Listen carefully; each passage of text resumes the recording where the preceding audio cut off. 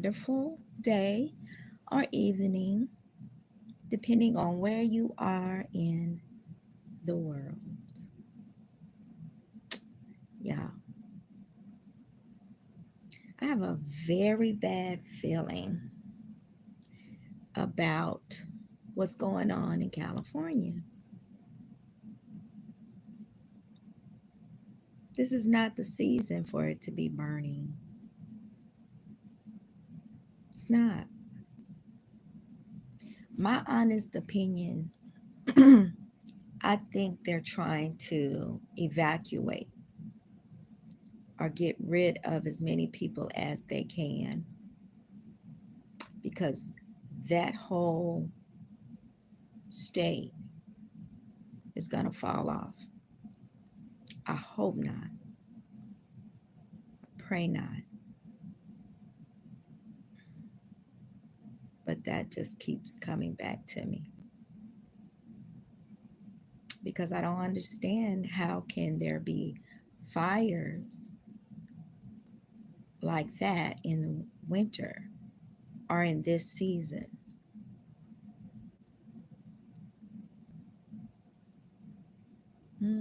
It makes no sense to me, y'all.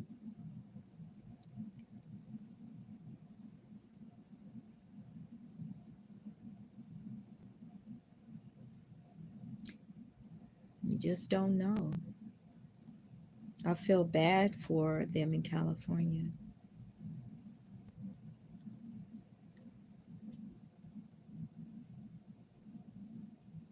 It's crazy.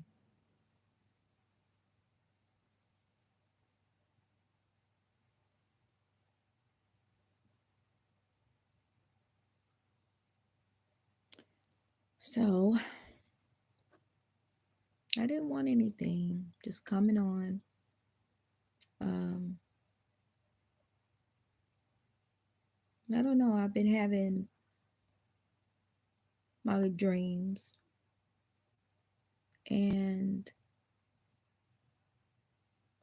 I just got, never mind. Some things you just have to keep to yourself and pray about it. That's all you can do. And when people show you who they truly are, believe them. Don't try to make just out of someone doing wrong to you. Don't.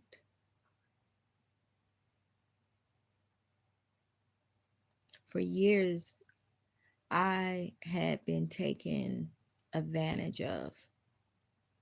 For years. Until I start saying no. Not today.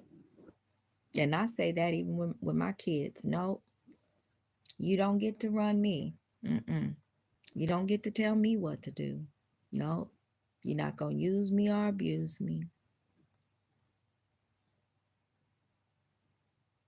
But I don't know, y'all. What seems really, really crazy. Okay, and what is crazy? People call me crazy. I've been called crazy. I've been called stupid. I've been called ignorant, called dumb. I've been called so many names. But none of that matters. What people call you is what you feel about yourself. And me, I think I'm brilliant. I think I'm brilliant. I do have flaws, but I'm okay for me.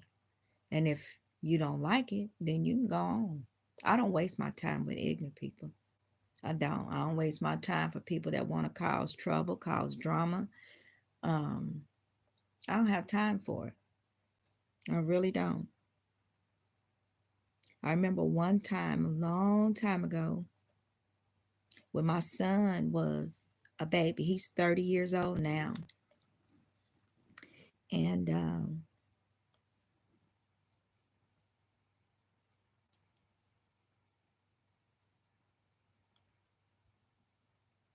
no one official Sigma fidgety. But when my son, he was a baby, y'all. He's 30 now. But I used to go from 0 to 10 in 5.5 seconds, and I was ready to fight. And then once I get to that 10, I wasn't thinking about nothing.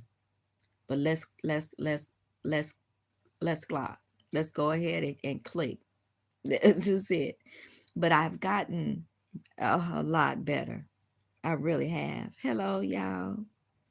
And my son was a baby, and I guess my kids was outside playing, and I guess another kid had done something to my child, and so one of my daughters, so she come running in, letting me know. So I go out. I need to talk to the mom. I don't want to talk to the kids. I wouldn't say nothing because the kids were not mine.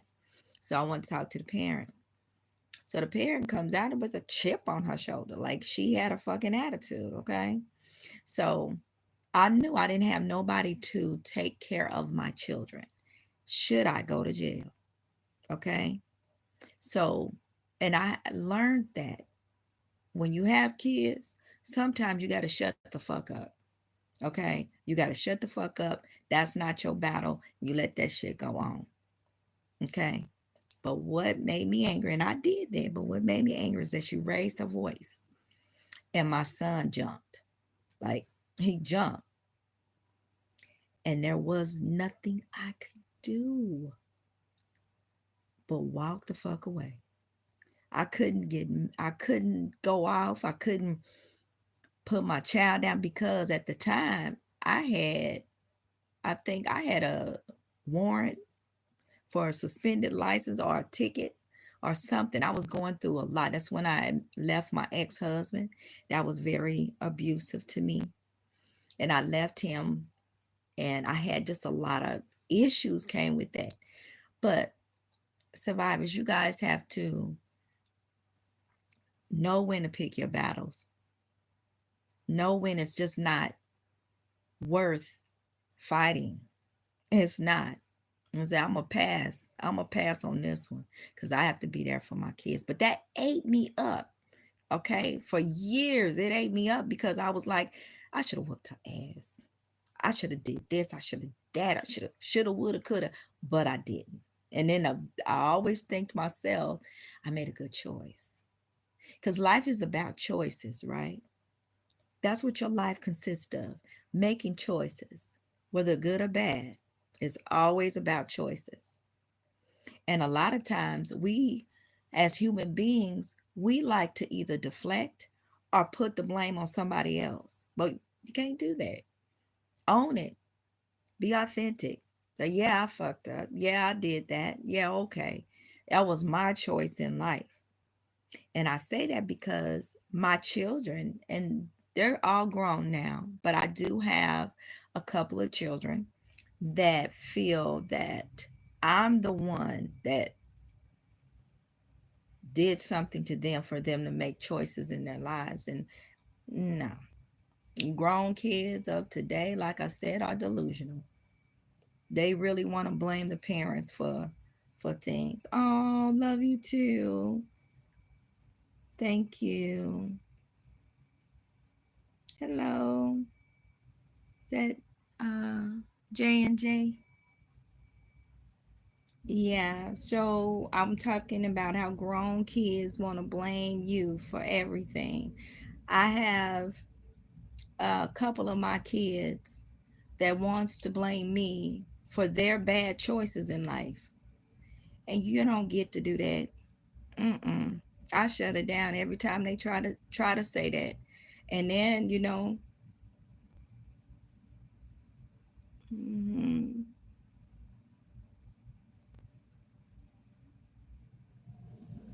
Okay. Thank you, thank you, thank you for subscribing. Make sure you guys share it. And thank you for the comments. I love you guys. Life is hard no matter where you are. I don't know what country you guys are in, but here in America, it's still hard. It just is. But again, life is about choices, no matter where you live. And so, like I said, I have grown kids that said to me, I didn't ask to be born. Well, I don't give a damn. Uh, my response to them is, I don't give a damn whether you asked or not. You here, okay? And the rule is, when you grown. I don't have to, you know. I did at one point in my life. I had a business, was doing good. You know, we were maybe lower middle class. Okay, so I had a little bit, but not a lot. But I worked hard, and I did spoil my kids, and that's one thing you gotta be mindful of. You cannot spoil the child and spare the rod. You can't, because these kids grow up and they feel that that you are obligated, no matter what you going through. Not all kids are like that, just mine. Okay.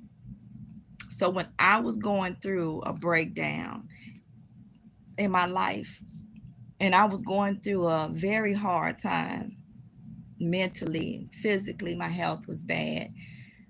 My kids did not see me in that light. They didn't see me as vulnerable. They didn't see me as broken. They didn't see me. And so they couldn't even relate. They still wanted something. Wanted me to be this and do that. And yeah, I couldn't. I couldn't do none of that. I couldn't show up for no one, not even myself. I had hit that dark place that I don't ever want to go back to. And when you are at your lowest in your life, that's where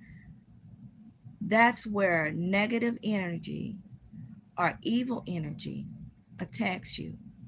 That's when thoughts in your mind start coming of um, doing harm, or just doing harm either to yourself or to someone else, or to, I think for me it was not caring, just to don't care about nobody.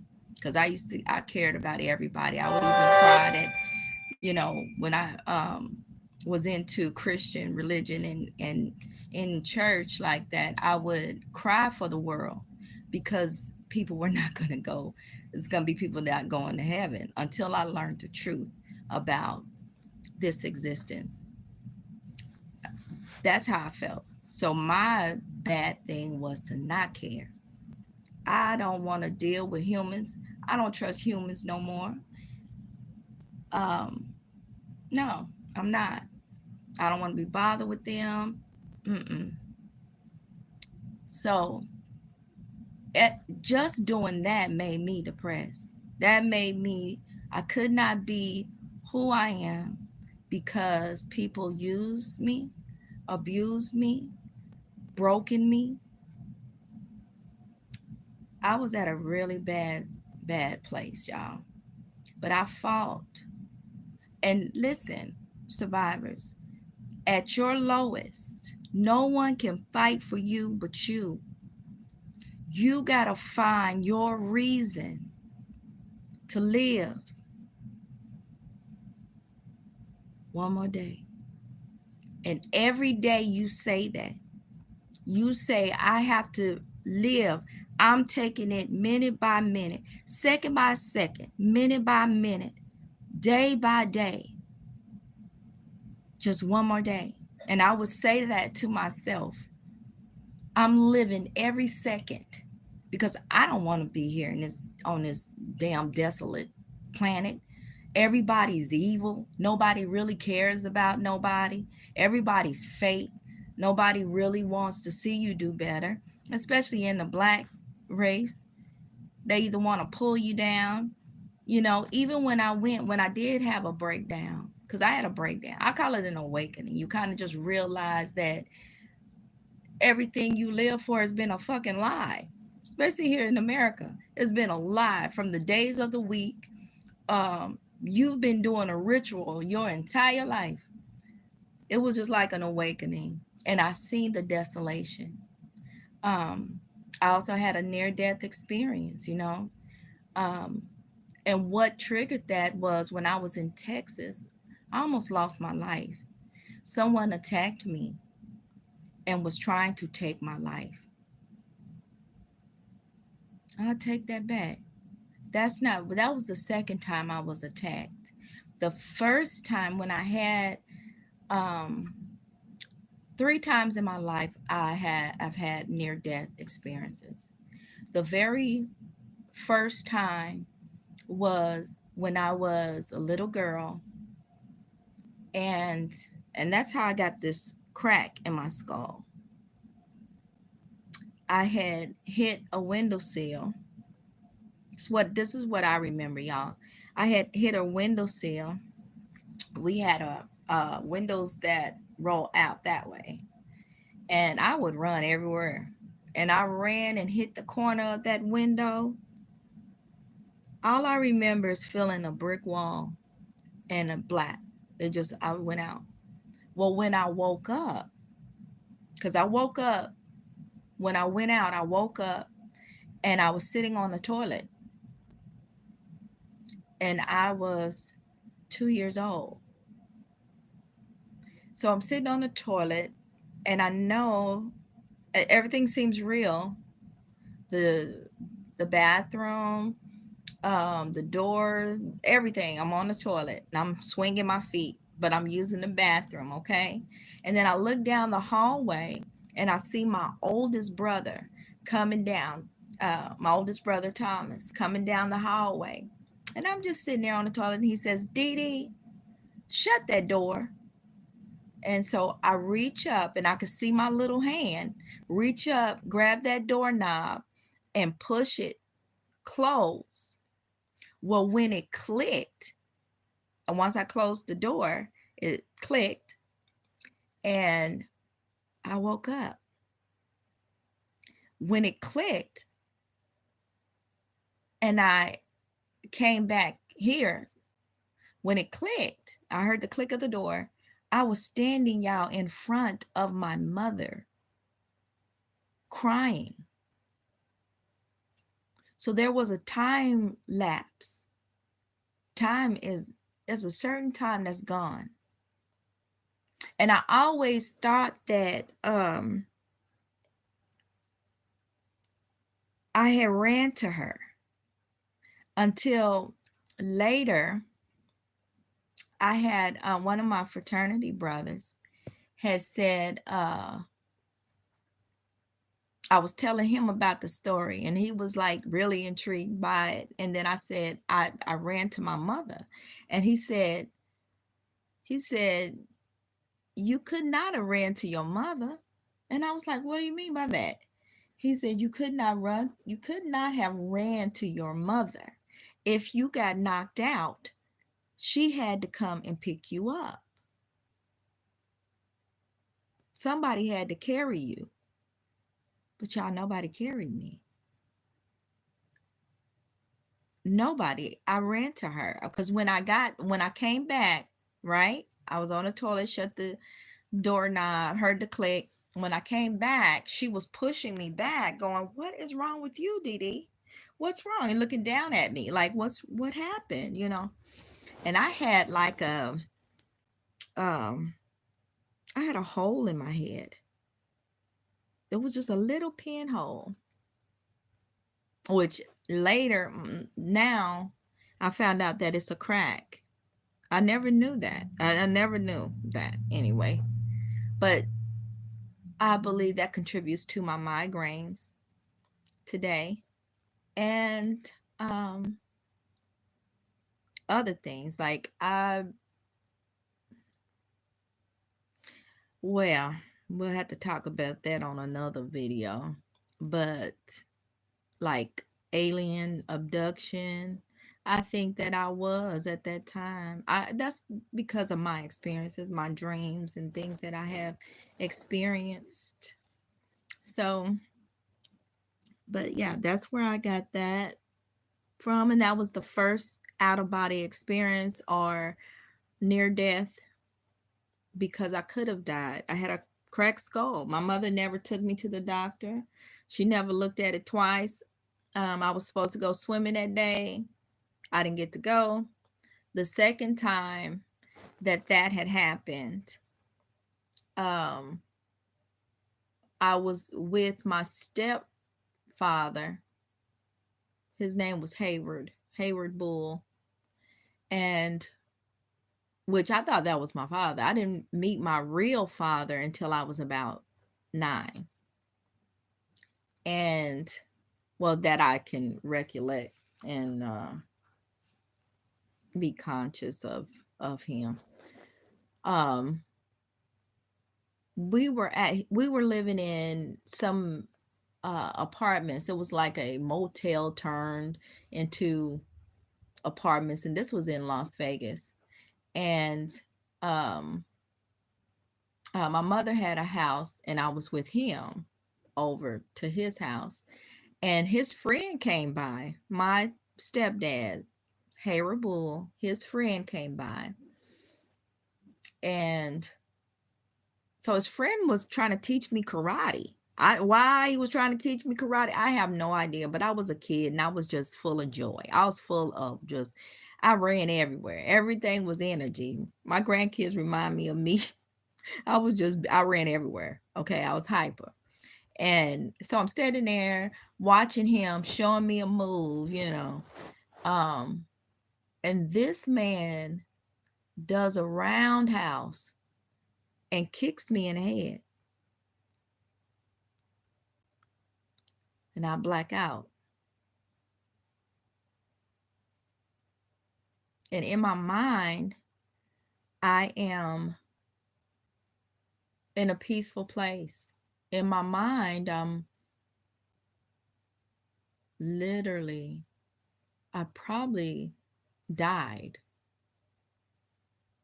I don't know, but it was a peaceful place. After he kicked me, hit me in the head, it was a peaceful place I went to. And then all of a sudden, I think he was shaking me. My stepdad, Hayward Bull, was shaking me to wake up, I think. Because when I opened my eyes, I was standing in the mirror.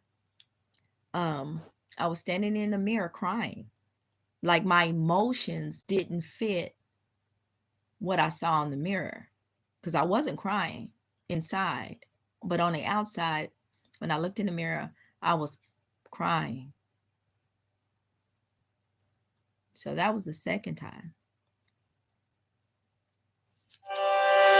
Third time was when I was married, when I was with my husband, and he tried to take my life because he was abusive. He was a narcissist. He's still a narcissist, a nothing. So, and when he did what he had done, I looked down. I had a near death experience, an out of body experience. I think that's what they call it, where I looked down and I could see him doing CPR on my body, and I could see my daughters. I didn't have my son yet. I could see my daughters in the bed asleep, and he was doing CPR. And at that time, I was saying to whatever presence was there, I was saying, I do not ever want to go back there. I don't ever want to go back there. Nope. I never want to go back to Earth. Earth is so desolate. It's so sad. It's so painful. Your every day you live, you're just in pain. And then there was such an amazing grace. There was a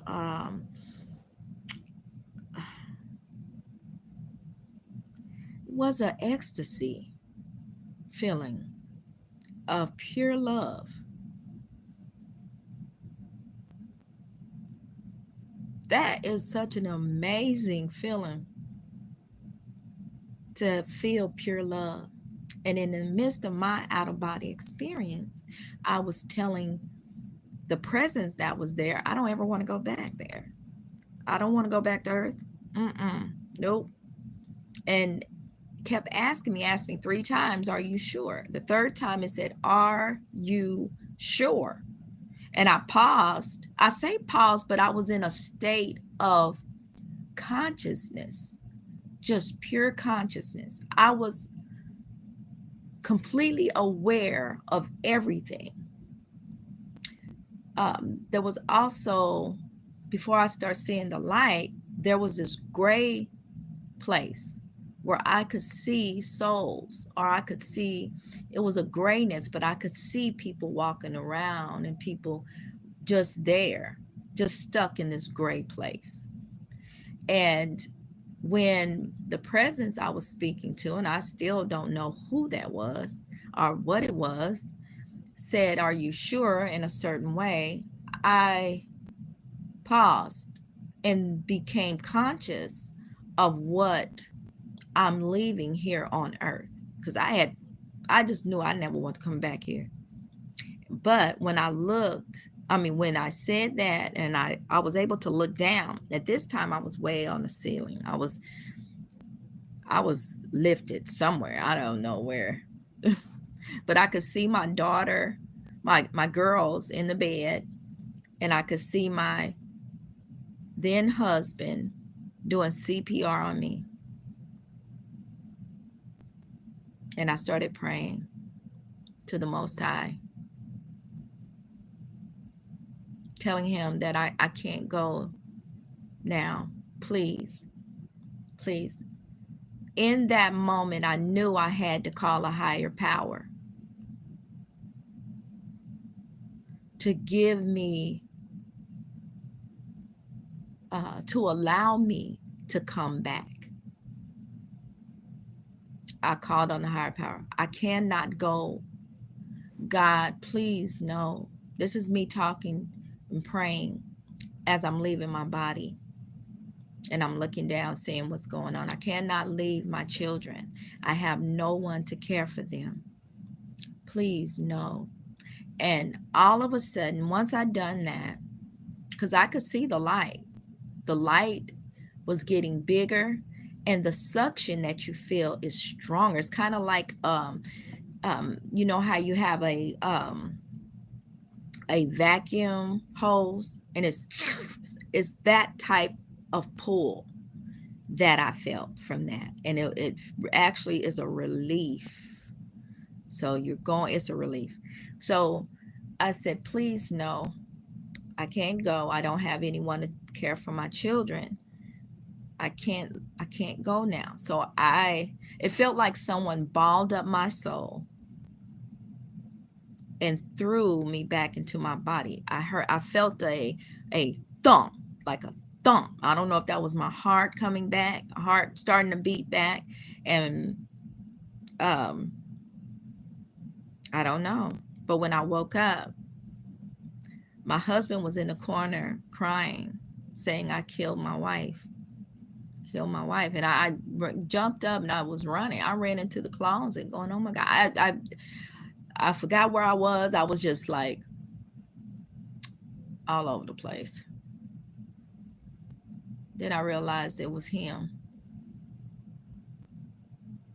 My husband was my enemy. So anyway, yeah. I used to couldn't talk about that without crying.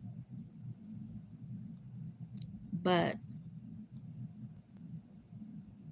that was the third time.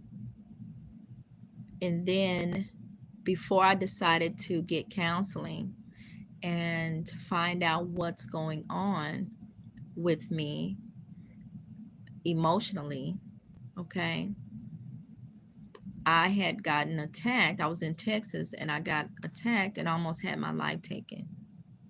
And that triggered me. So I had to seek help. And I think it's a problem for the Black community that we always feel, especially Black women, that we have to be this strong, independent person. We can't be vulnerable.